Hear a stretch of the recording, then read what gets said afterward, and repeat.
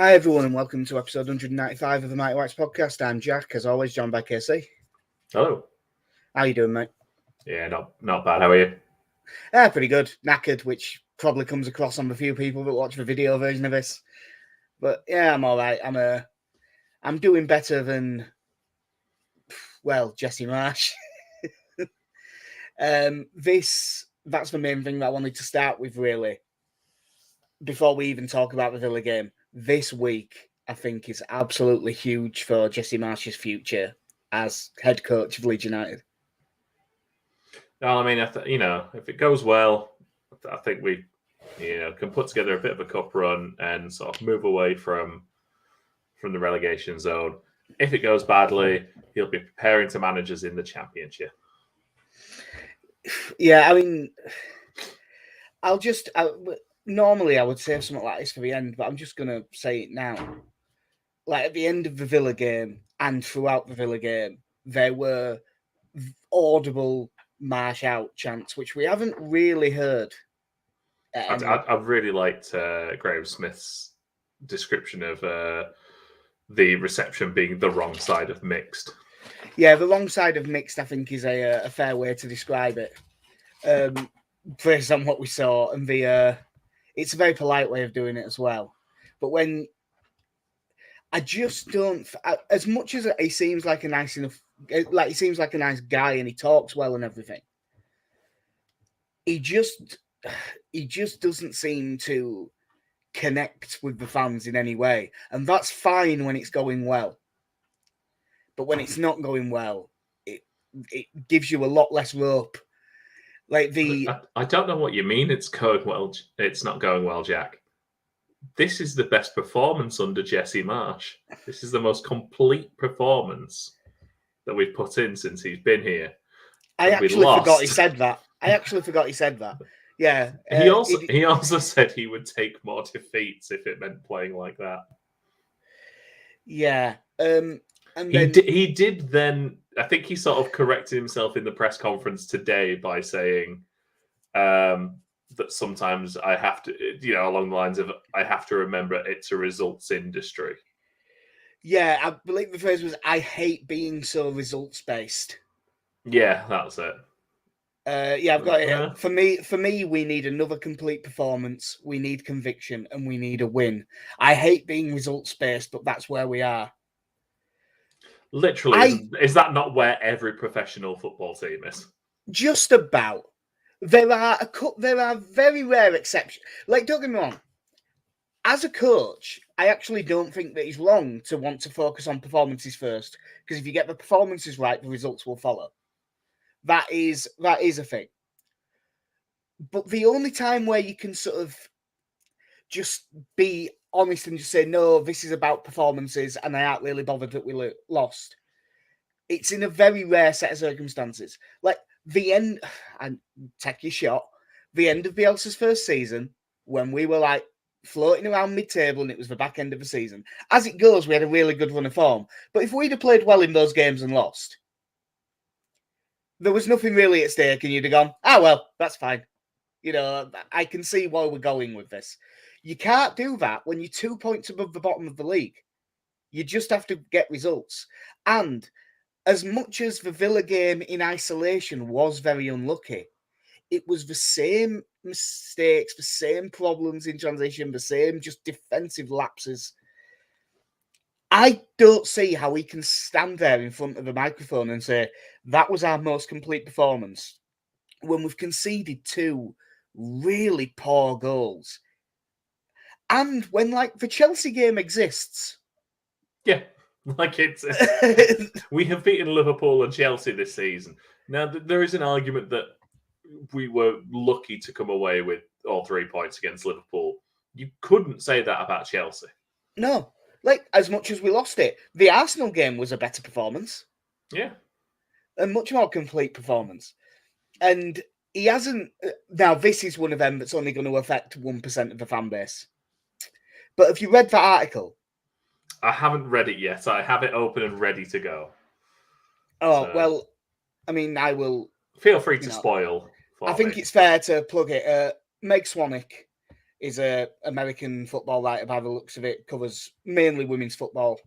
But she went to the United Soccer Coaches Convention in Philadelphia in December, and Jesse Marsch was one of the speakers there, talking about, you know, what it's like taking over from Bielsa and things like that. And basically, the more she has written it from the perspective of someone who is, I think she's coming at it trying to be sympathetic towards Jesse Marsch, and like admits, you know, like she's not.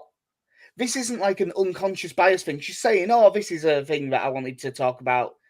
But she said, "I'm not convinced by Marsch myself, but I can accept the caveats of some of his most dogged defenders, and I recoil a bit at the tenor of some of the critiques because Jesse Marsch does get some stick purely for being American, which isn't fair. But he also gets a lot of stick for really good reasons. And the more you read this article and Meg retelling the sort of things he was talking about, the more that you just find yourself going, I'm not sure this bloke has any clue what he's talking about. It's all, the stress reduction and be braver, and we need to do the tactically necessary. But none of it is, right, here are tactical things that we can do to improve. None of it's about football. All of it is about middle management stuff. Oh, we need to do the best to get the best out of our team. Well, yeah, but how are you going to do that? By doing our best and trying hard and really working well. Okay, but how? No, that is how. Like one of my big issues with us defensively is that at the moment is I can't fault the effort that goes in to pressing the ball, but there is a lot of wasted motion in the way we press the ball, and I'm still yet to see this season an answer to the amount of times, especially from set pieces. If we had a set piece out, 3 players go to press the ball, and then they put a cross to the back post where it's suddenly 2 or 3 against 1. Like, how do you fix that? Yeah. Tell me how you fix that. Because it isn't just be braver. There's a bit here where this is a quote from Marsch. This is more leadership than it is even football. It's your idea of how to implement a winning environment, a high performance environment. That's about maximizing the potential of everything that happens. And that's what I think I've become more of an expert than anything else. Of course, I have my tactical system and I have my leadership, but for me, it's about being an expert in managing high performance environments and what that means every day. All right, Jake Humphrey, calm the fuck down, will you? Like, I am aware we've gone from a philosopher to this. I am aware, right, and I want to make this clear, that if we were 7th in the league, I'd probably be sat there nodding about what a fucking genius he is because I'm a football fan and I'm fickle. But I'm sorry, that just doesn't fucking mean anything. But what is this high performance that you're managing? Because if it's literally failing. Like if we will never know what his target will have been. I would like to think lower mid-table. Yeah. Let's say 14th. And I suppose technically we are there, but we're also 2 points off bottom of the league. Yeah. Like that to me isn't managing a high performance team or anything like that. It's there seems to be a lot of, it's just middle manager speak, but ultimately when something is being proven to not work, there is no change. And it's the issue I had with Bielsa. It's, well, we've just got to do it better. And right, I have no doubt that they are trying their hardest. It's one of the things that really annoys me is when people say, you can't criticize the team. They're working really hard. And right, but you can work really hard and still get relegated. I in my life am a very big fan of the phrase "work smarter, not harder." Yeah, and it shows in my physique. But I just, there's, again, work smarter. Have designated areas where certain players press the ball, as opposed to corner is headed clear. Adams, Aronson, and Cooper have all chased it out and are all now wildly out of position. Maybe just have the nearest one. Yeah, it's just some of the stuff in it, because there's a lot of stuff. Is he talking like about that. managing Willie Nonto at this point?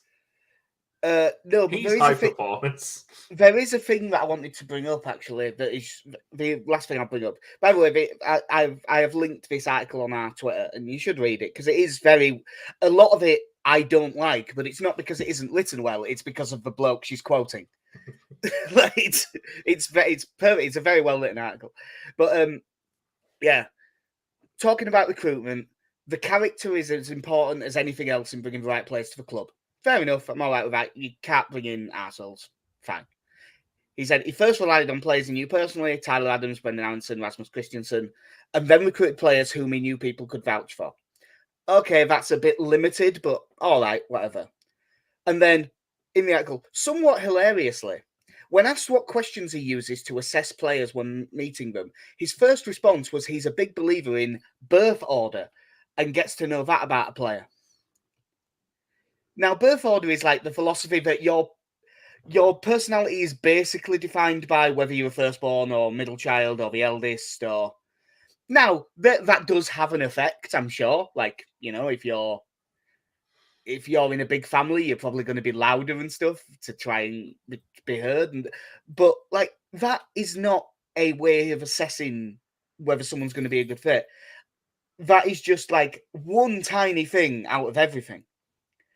And it made me think of that video when Willie Nonto arrived at Leeds, and it showed him arriving. He walked into the manager's office, and Jesse Marsch shook his hand, and pretty much the first words out of his mouth were, "Have you got any brothers and sisters?" And at the time, I just thought, oh, he's just making conversation with this new player. And now I realise that was one of his key fucking questions about whether Willie Nonto should be in the team or not. That's the start of the big 5 questions. Yeah, like, I was just amazed. Like, what size garden did you have when you were a child? What was that? Just go with me. Just go with me on this one. There's something to be said, like getting to know that sort of thing in terms of man management. I think there is something to. There are some who choose. There are some managers who choose not to get close to players. There are others who choose to get to know absolutely everything about their players, and I think there is validity in both sets. You know, both sets of belief. We've seen loads of managers throughout time that have been close to the players and done well, and we've seen loads of managers that weren't close to the players at all and have done well. Yeah, but yeah, it wouldn't be my first priority to find these things out when Willie Nonto is arriving. It would be, you know, it would be a tactical discussion. It would be discussing how he sees himself fitting into this team. Yeah, Willie, what do we do with Joe Gelhardt? Well, I suppose you've got to give him at least 5 minutes every week. Good thinking, Willie. Good thinking. Yeah. But now blaming Willie Nonto for Joe Gelhardt's lack of progression this season. But yeah, it seems an odd thing to bring up at. Like, I've always wanted to go to the coaches' convention. It just never sort of worked out for me. I think it was always before I went out to. It was always in the period when I was back from the US. Yeah. But yeah, if you're a Leeds fan and you sat in there, you must have been thinking, like, was it Wyoming? That was the Leeds was the most supported team in Wyoming based on Google searches. So if you're a youth coach from Wyoming and you're there thinking, I can't wait to see Jesse, man. Can't wait. You get, like, what? Yeah. Yeah. He also. What the hell was that? Another thing that pissed a lot of people off was that he did seem to be.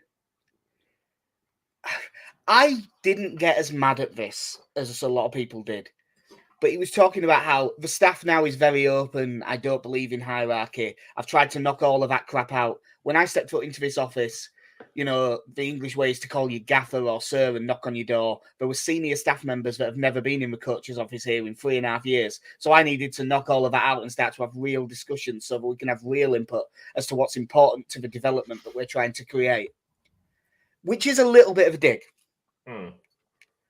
I wasn't actually that annoyed by that. They have different philosophies about that. That's fine. Calling it crap when it's been the most successful anyone's been for a while. Since about 2002? Is pushing it a little bit. Calling it crap when you yourself are doing crap.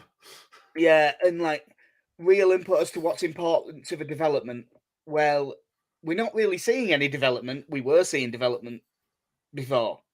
So it's a bit of a tricky one, but yeah, I would advise you to read all of it. There's a lot of it that I haven't got into there. And it's very much the blog itself that Meg Swanick does is called The Swan Dive. So I think if you Google it like that, you'll be able to get to it, or it's on our Twitter. So yeah. I'll see what she did there with the name, by the way. Yeah. Patience is very much running thin, I think. And before we talk about the Villa game, which we'll get into a bit more, because this is sort of bigger than Villa itself, because Villa in isolation was actually quite a good performance. I've got basically 2 questions this week. I think that just due to turnaround time, it makes it to Brentford no matter what. If we went out to Cardiff and don't beat Brentford, do you think he goes? And I'm not saying lose to Brentford. I'm saying don't beat and go out to Cardiff. You have to beat Cardiff, don't you? Because realistically, looking at the league, losing to Brentford's not what's going to define our season. They're a good team this year. It's got to be better than it was away. Yeah, that's true. I don't see how it could be much worse, but I could, eat those words very shortly. But what I would say is, by the way, we are talking about the Brentford game. Just to say, we're favourites for the Brentford game. We were big outsiders for the Villa game. Home advantage matters. We are to Leeds. No, but can you remember when I was going through this run of fixtures where everyone's talking about how winnable they are, and I was like, "There's 2 games in this run where we're There's only 2 games in this where you could consider as strong favourites. The rest of them are either 50-50 or we're outsiders." Just looking out, Brentford have won 4 of their last 5 and are 12 points ahead of us. We've got 2 draws and 3 defeats. Yeah. I'm not confident going into the game is what I'm saying. Yeah. The other question I had is, if we get past Cardiff but not particularly impressively, and then get beat by Brentford, and particularly if it's a deserved defeat, I could see that being enough as well. Because I just think this is it's been a while. Bielsa sort of warped my perception a bit, but this is normally when you hear what you heard in the away end at Villa, it only takes a week of bad results after that, and it's everyone.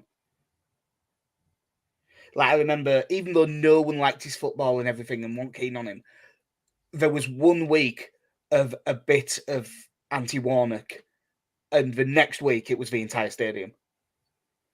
And you just see it. I've seen it with loads of managers when we were in the Championship, where 1 week there was a few thousand going at him, and the next week it was out everyone. And I just think if we don't put in a performance against Brentford, I think he could really be struggling. I don't know how true it is. Part of the story is definitely true, but one of the writers for Marsch was saying that we are active. He was basically saying that Leeds have a shortlist to replace Marsch. which I'm sure we do. Every club should have that. But there was one saying that, like, we are actively looking at getting rid. I mean, you've got to think when a team is playing like we are at the moment, that they've been in the position that we are, that, yeah, you've got to be prepared for this at this point. Like, quite who you get, I don't know. Whether, well, we won't even go into the conversation as to it's no point. who you get right now. But yeah, you've got to. You'd be worried if they weren't prepared for this at this point. Yeah. There's right. This is the last thing before I go to the thing that says on the notes. First things first. Aston Villa 2 Leeds. Yeah. There's one thing that he keeps doing that's really winding me up, and it's when he keeps saying, "Oh, you know, all we need to do is we just need to get these tactics working. They're nearly there. We just need," like saying, once they can really adapt to these tactics, then we'll see. Was it February that he got the job? Yes. Yeah. It's basically been a year. That is not a fit. You can't be saying, "Oh, they just need time to adapt to the tactics." These are not that complicated tactics. I'd really like to think that a couple of the key players would know the system. Yeah. I mean, he's brought in players that already know it, you're right. But the thing is that I got my job in February. And I've just had my yearly review and stuff. What do you think would have happened if I'd have been like, "Oh, well, you know, the people I'm working with just need time to adapt to what I'm doing"? Like, they'd be rightly fucking furious. And I think, again, it's another one where we've been warped a bit by Bielsa. The fan base has been, because we expect different now. But there's a lot of the players. I mean, he's not as much of an arsehole, but I can see why there are people calling him Yank Lampard. Because there's a lot of externalising blame. And there's a lot of times where he's probably right. Like, for instance, in the Villa game, if Pascal Struijk doesn't show the everyone knows he's left-footed, if he doesn't show Leon Bailey inside twice to have a shot, then we probably get at least a point out of that game. And that is an individual mistake. Even if the root cause is a system thing. Those two... Nah, mate, it was Matt Rocker not firing it into the top corner. Yeah. Oh, we'll come on to that. But yeah, I'm very much losing patience with him from talking to Leeds fans all over. Yeah, there's still some on Twitter, but in person, I haven't really met anyone that's still on board with him. I did see the discussion going, well, look at what happened with Arsenal with Arteta and the trouble they were in. I was like, the trouble they were in? They were 11th. They were 11th. They weren't going down. And if I remember rightly, I'm going to say the underlying numbers were pretty good, but weirdly, ours are usually pretty good as well. It's just that we're so our XG is quite good. Yeah, we're just sort of it's that being so porous, and we said this about Bielsa in the bit where it was going wrong as well, because of the way we do it and the way the system's set up. When we give up a chance, it's a massive one. So yeah, we come out of it thinking they only had 4 shots and they scored twice. But how many times is that shot a wide open chance 10 yards out? It's yeah, like I say, it's just frustrating the amount of times it's happening over and over.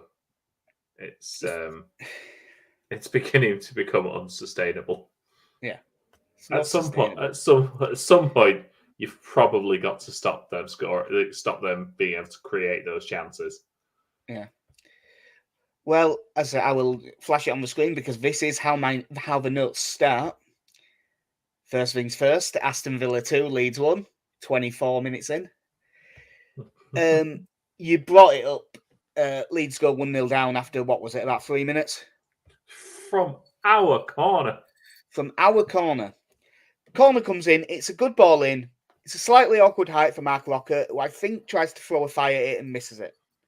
Now, I read all over Twitter that this goal is Mark Locker's fault. You know, if you miss a ball 97 yards from your own goal, that I mean, whether he should do better, or even if it was the simplest chance in the world, conceding the goal is not your fault if you're 95 yards from goal. Like, that's not how it works. But they break. Leeds have a 3v2 advantage. And I think Villa's team is quicker than ours, but it just seemed like they were more willing runners as much as out. They all went and Leeds didn't really. And suddenly they had a numbers advantage. Breaking through the middle with I keep wanting to call him Diamante Kamara. I keep doing that. Boubacar Kamara plays it out to Leon Bailey. And this is the bit where it's not system, it's individual. Strauch doesn't get tight to him, and he shows him inside onto his strong foot, and it's an excellent finish. It's a really soft goal to concede. It's just got. I'm literally just watching it again now. The first thing I noticed when I watch it is that you've got Cooper and Strauch on the edge of the area, who, when the ball goes in, and I'm assuming it's because it goes towards Rocker, who is sort of closer to the front post and is, 8 to 10 yards from goal. Those two just start running back, which is an odd move, but sure.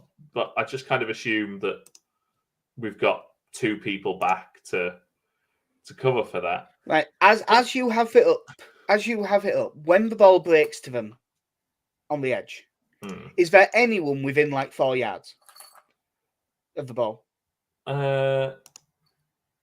There's, yeah. So you get like Tyler Adams goes to close it down, and someone else goes to close it down, and then there's someone within about a couple of yards. Because I think, it's 2 minutes in, just grab him. Yeah, it's you get 5 subs now. You can take an early yellow. But I just looked at them, and then when it cuts to them, sort of the long ball's played out from about the edge of the area, and then Strauch and Cooper, who have gone forward for this corner, are also our two deepest players. Who the hell was back? Yeah, like what is this tactic we were doing? No, the thing is that Brendan Aronson seems to be trying to go out of his way to run further to get there. Which the one thing I'll sort of let Strauch off for is that when Aronson's going across, he's then facing two men running down the middle and Bailey on the outside. So he can't really commit too much either way. Now, once the ball goes to Bailey, he absolutely should get there quicker. But 2 minutes in, I'm genuinely trying to figure out what we were doing. And the thing with the conceding the goal from our own corner, this is not a new issue. If you remember the 4-3 win against Bournemouth, they got in behind twice, I think, from our own corners. There was one where Somerville made a great last-ditch tackle, and then Melier had to run out and clear it 30 yards out. And that was from a set piece. Going all the way back to the pre-season games in Australia, this happened in all the games. We were pushing everyone forward, and if they got the ball from a break, that was it. They were just away. And again, it's been, if something was an issue in, game 2 and 3 of pre-season, it shouldn't still be an issue in January. You have to mitigate for things like this. And I've said before for years, and it's been the case under multiple managers, Leeds don't learn lessons. And it just seems to be as much the case now as ever. Yeah. I don't know how many times you can speak about conceding these goals, though. We had a corner and there was a man free at the back post. Yeah. Why? Basic setup stuff. Now, the weird thing is, of course, that if we're just looking at this game in isolation, first half, other than that, we were pretty good. Rodrigo had one disallowed that was offside and only just. Emi Martinez made a wonder save from Harrison. There were big penalty shouts on both Rodrigo and Nonto, and I've watched them back now, and I think that they're both penalties. And the Nonto one, because it's at a corner, there is a slightly different threshold. You do get away with shit at a corner. But the Rodrigo one, we've taken a clever free kick and he's through on goal. And he just pulls him back. That's the one as I've watched it back as well. And I don't think either one of us really made much of it at the time. Well, I mean, I remember saying, that's a penalty. He's never going to overturn it. But that's a penalty. But yeah, he's played through. It's Douglas Luiz, isn't it? I think just puts an arm around him, keeps hold of him for a good couple of seconds. Rodrigo goes down and goes into Martinez, and it's a free kick for a foul on Martinez. And there doesn't seem to be the question as to why is Rodrigo diving headfirst into this goalkeeper exactly? With this bizarre tackling style. I watched it and just thought, no, he's all over him the whole time. Yeah, but we just, we didn't take the chances that we perhaps should have, and we got a bit unlucky. Second half, thought Leeds were still the better side pretty much the whole way through. Emi Martinez made a really good save to deny Nonto when he tried to curl it at far corner. And we really are getting on top. And then ball out to Leon Bailey on the wing. For once, it wasn't actually like 10 yards of space. The starting position was fine. It is a good piece of skill, but once again, let him inside onto his strong foot way too easily. Good shot because he's a good player. Meslier makes a save. There's a lot of power on it, so I think the fact that he palmed it back into the middle is just unfortunate, really. And Buendia heads in the rebound. If you were being hypercritical, you might say maybe Meslier can get a bit more on it and get it away a bit further, but I think that would be being very, very, very harsh. I think as he hits it as well, you've probably got Cooper who's charging down the shot and Buendia both pretty much in front of you while this is happening. Yeah. So I don't know how good a sight of it he gets. But yeah, Buendia is in acres of space as well. I think it's Robin Koch that's playing him on. And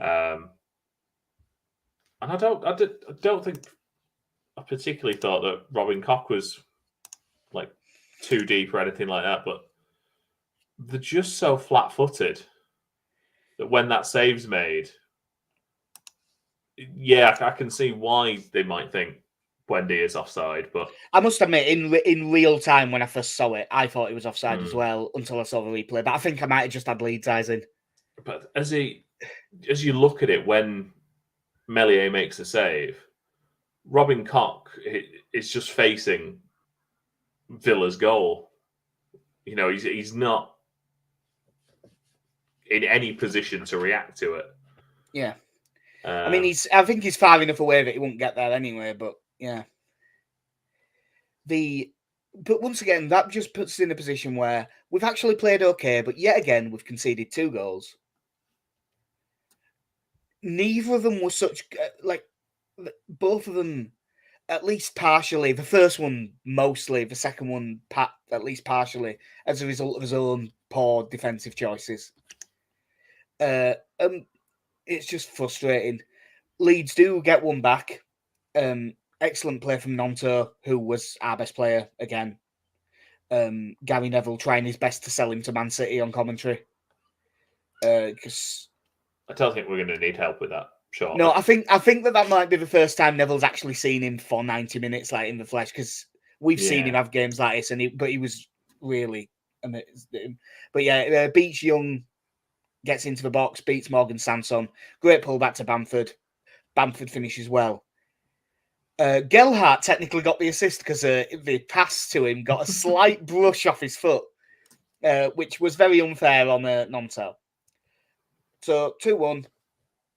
First thing to talk about with this, I suppose. it's nice to have Bamford back. Yeah, it's good having a striker, isn't it? Yeah, like an out-and-out striker.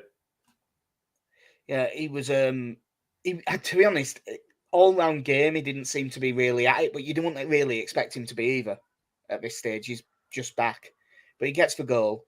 And the annoying thing for me in this, and something that really wound me up watching it, is that was 8th. So it was basically 10 minutes left. And I thought the 10 minutes after we went 2-1, it was the worst we played in the entire game. Oh, we could not string any passes together once we'd scored. There was just no... We struggled to get it to Nonto, which is, our main tactic. We've switched to the left-hand side and just gone, instead of giving it to Rafinha, give it to Nonto. Hope it'll be okay. Yeah.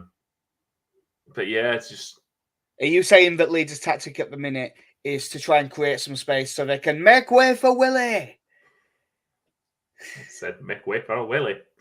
I didn't do one at the start of the podcast. I mean, for our goal, Ashley Young did his best to make way for Willie. He just seemed to dive out of his way. Yeah, he tried to use his experience to win a free kick. Unfortunately, he made it quite obvious that that's what he was trying to do. Oh, it's over the back of me. What do I do? Yeah, we couldn't create anything, and then there was the hope in stoppage time, and I think, and again, I think we can rightly complain that there was a lot of time wasting. There was a couple of yellow cards this time, but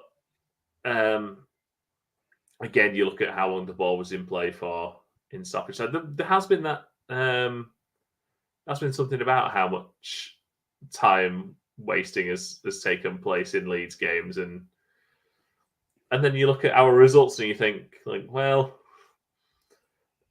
I don't think you really accuse us of being the time wasters here. Yeah, there's been have you seen how shit we are? Yeah, there's been some games where we have Newcastle. Absolutely, it was us. Yeah.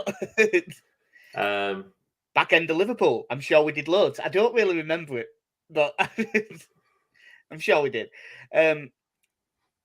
Yeah, I was really disappointed with how we played after the goal, because that was even though there's not loads of time left, with the way, if we kept playing the way we've been playing, it was there to get an equaliser that game, because they admittedly at that point did stop passing the ball out from back, because that was one thing. They were playing the ball out from the back to Mings and Konsa, and we were pressing them, and they looked so uncomfortable and just kept giving us the ball, but we didn't take advantage of it.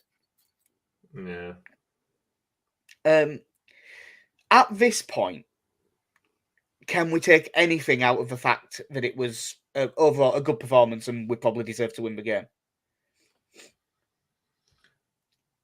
I suppose after the last few games, it is technically our best performance.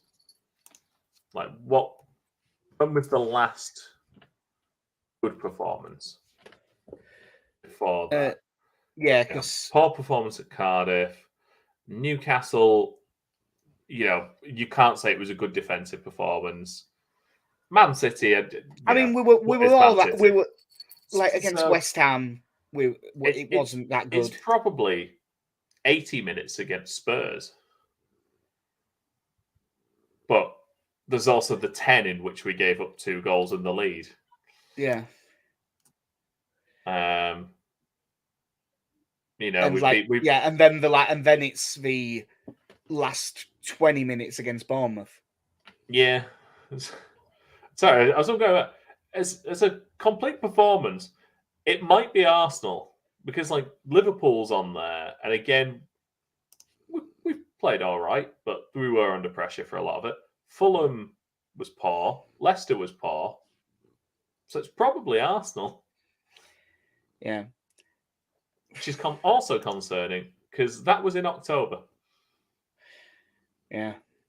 Obviously, you mentioned Marsch's line about this being the most complete performance, which was bollocks. But he also said that it doesn't feel like we're in a relegation battle. which, it's a good job we're not in a relegation battle, really, because otherwise 2 wins in 17 and 2 points above the bottom of the league would be worrying. But it's nice to know that we're not in a relegation battle, so we don't need to worry about that. Well, we've got that game in hand, haven't we? Yeah, we've got that game in hand, so it'll be fine. Tomorrow night, FA Cup replay, Cardiff at Ellen Road. Much like the last one, we really better win. Cardiff have sacked Mark Hudson since we played them. So we're out. I am not sure who they have in caretaker charge. The current rumor, I believe, is that they are trying to tempt Warnock out of retirement. But there's a few options about. I don't know. I don't know if we're going to get. We saw their stat. They've been poor this season all the way through. They have some good players, but it's not particularly. It sounds like they're probably going to pick a slightly stronger team than they did in the first game, and it sounds like we're probably going to do the same. Do you think? JB played. Oh, I didn't even mention it. The under-21s got beat 2-1 by West Brom last night. I believe that Leeds went down to 10 men. I haven't seen a single second of it. I haven't even seen the highlights because I've been at work and stuff, so I just haven't had a chance. There's no point talking about it. But I believe that JB played a full 90 minutes. I think Drama played. Mateo Joseph played. Sonny Perkins played. And Klassen was in goal. So, although some of them might be in the squad, you can rule them out of potentially starting, I think. What sort of team do you reckon we'll have out for this? I have said we're going to put out a strong team. Yeah. Oh, and you know this, but just to mention it, Rutter is not available because he wasn't available for the first game. So he isn't eligible for this one either. Yeah. No, I think we'll keep it strong. Could see. So it'd be Robles in goal. Yeah. I think Christensen, Llorente, Strauch, because Cooper has a knock. Oh yeah, he did. He did mention that in the press conference today, didn't he? And it's either Verba or Firpo. I would like it to be Verba. Yeah. I think that we. I think you need to get him in. The other injury news was Forshaw, Somerville, and Archie Gray are all still out, and he said that Sinistera trained yesterday and could be in the squad. Seems a bit fast as a turnaround. It seems quick to be back in the squad. If he is fit enough to be in the squad, I'd like him to be on the bench and try and give him, literally 10 minutes, maybe.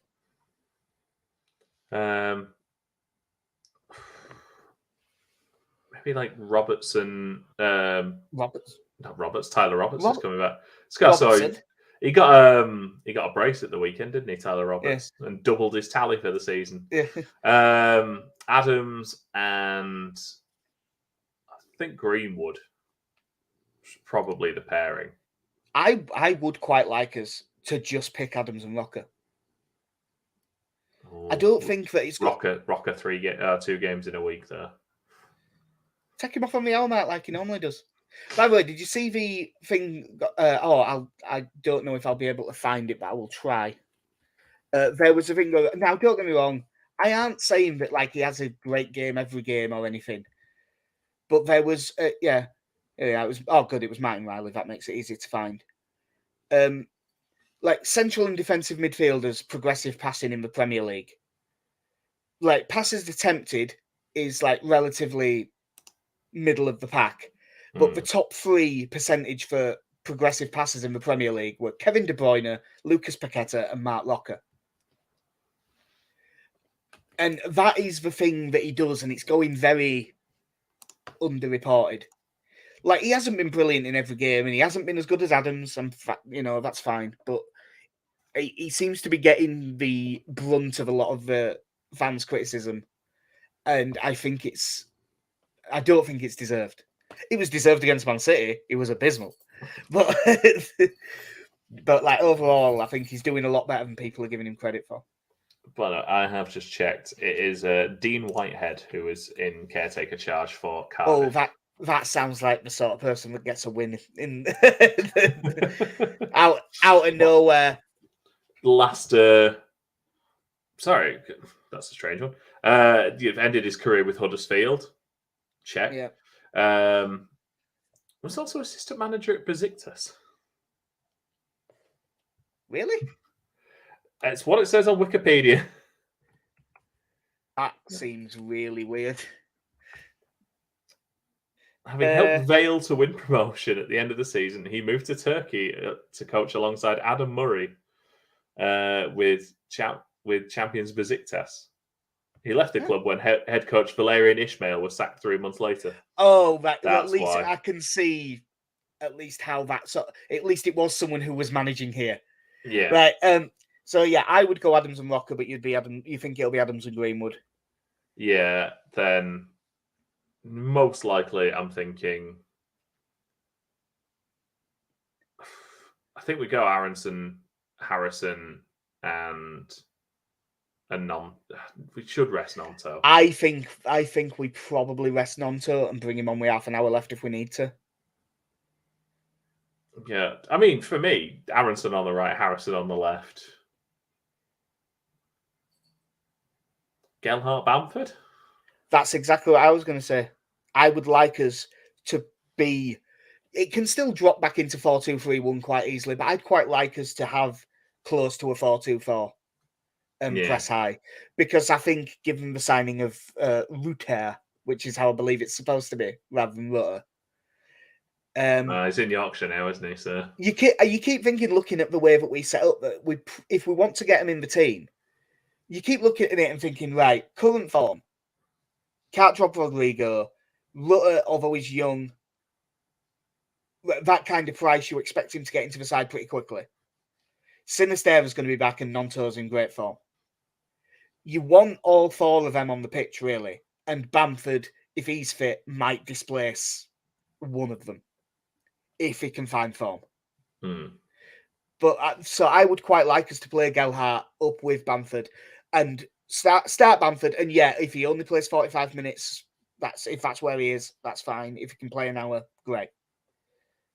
But I think that, I mean, a lot will depend on how fit he is, but I would quite like to see that. Yeah. And because I do think, I mean, for me, yeah, Rocker, I feel like, I just feel we need some dynamism in the midfield, and then, like, you have enough if you got Adams and Rocker there, but yeah, I'm trying to think. The other thing I could see is potentially if he wanted to go with a midfield three and played Verber in centre mid and Firpo started at left back. Yeah, I could see that if it's a 4-3-3 especially. Yeah, I could see that with him probably being the deepest one. But we'll see, because but it looks like we're going to have a fairly strong team, and if it's a fairly strong team, even without everything is, pessimism in my head now. But we're at home. If we put out a decent side, we should have enough. So I'm going to say Leeds win 3-1. I'm never backing us to have a clean sheet. Yeah, who'd do something stupid like that? When you said it, I couldn't fucking believe it. I'm going to go classic 2-1. 2-1, that's fair enough. And not that we're in any way likely to win any of them, but have you had any idea for a bet? Just looking now. Where's Shea Ojo?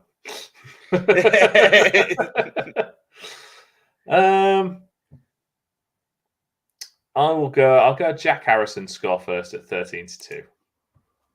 God, is that all he is? Yeah. I will have a look at that after, because there'll probably be a bigger price available somewhere, and I'll put you down for that one. I was just having a look at what I think it's going to be, and I'm going to go relatively. Oh my god, I was thinking about going for a simple one. I know that we should win this and all of that, but I just keep looking at Leeds at 3-10 and thinking, God, that's fucking short. That's really short.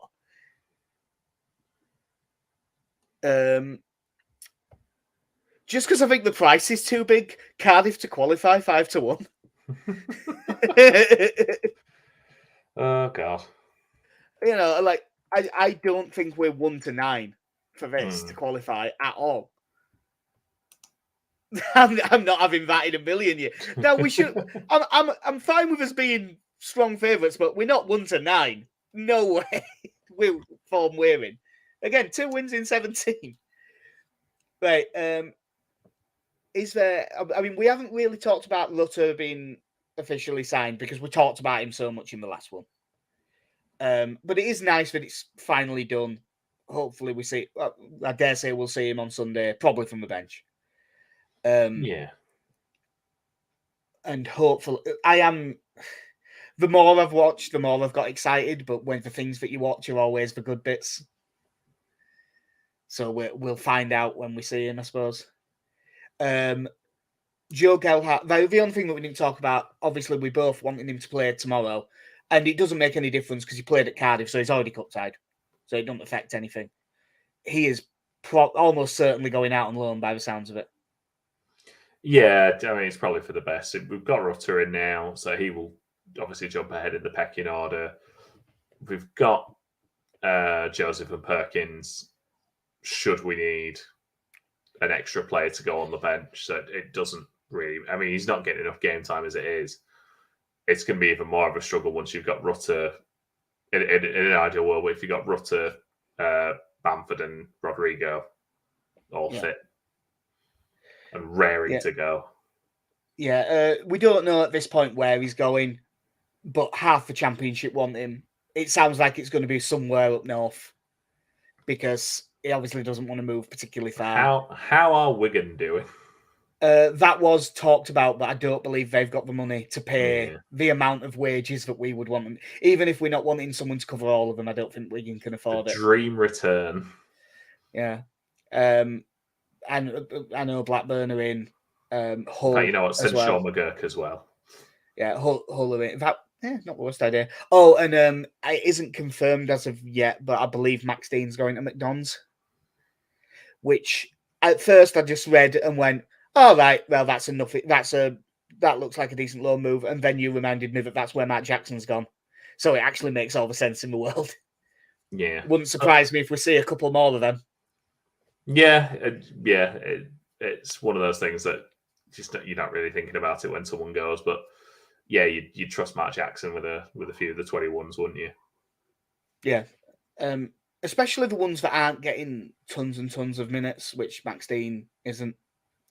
But, I think we said as well, because I think, I can't remember, I think we mentioned it, I don't think it'd been confirmed, but Hjelde made his Rotherham debut and by all accounts had a fantastic start to life there. Yeah, Rotherham beat Blackburn 4-0, didn't they? I think had a really good game. He was involved in a couple of the goals by the sounds of it.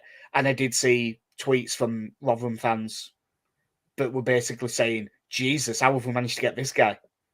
So he must have had a really good first game. But I'm not that shocked because we've said before, when we've seen Hjelde play, he's looked pretty ready.